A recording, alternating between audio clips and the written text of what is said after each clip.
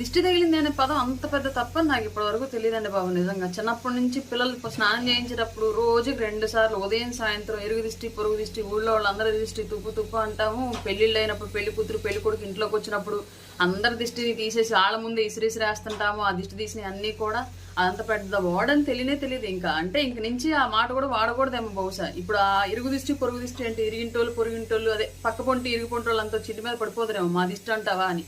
ఊరోళ్ళంతా వచ్చి పడిపోదురేమో, నీ బిడ్డని ఇంట్లోంచి బయటికి రానియం, 2 అడుగులు కూడా వేయనియం, మా వీధులు ఎలా నడుస్తాడు మా ఇంటి ముందు ఎలా నడుస్తాడని చెప్పేసి అందరూ వచ్చేస్తారేమో. బాబోయ్ నాకు తెలియదు ఇన్ని రోజుల నుంచి, మా తాతల నుంచి మా నాయనమ్మల నుంచి ఆ దిష్టి అనే పదం అంత పెద్ద ఓడని, దాన్ని పెద్ద పెద్ద నాయకులు కూడా వచ్చి మీడియాల ముందు సవాళ్లు విసిరి ఛాలెంజ్లు చేసేటువంటి అంత పెద్ద ఓడని తెలియక ఇన్ని రోజులు వాడుతా ఉన్నాం తెలుగు రాష్ట్రాల్లో అమ్మలక్కలం అందరం కూడా. పనికి మాలంతా మోపోయారు రాజకీయాల్లో తెలుగు రాష్ట్రాల్లో వచ్చి. దేనికి మాట్లాడో తెలియదు, దేనికి పట్టించుకోవాలో తెలియదు. అమ్మలక్కల జాగ్రత్త, ఇంక నుంచి దిష్టి తీసేటప్పుడు కూడా ఇరుగుపంటు పొరుగుపండు అనకుండా ఉండ్రి, జరంతా గమనించుకోవాలని ఉండ్రి. లేదంటే ఇంటి మీదకి వచ్చి పడిపోదు, లేదంటే మీ బిడ్డని ఇంట్లో బయటికి పోనీయకుండా మా ఇంటి ముందుకు అడిగేస్తూ ఒప్పుకో అంటారు జర చూసుకోండి మళ్ళీ.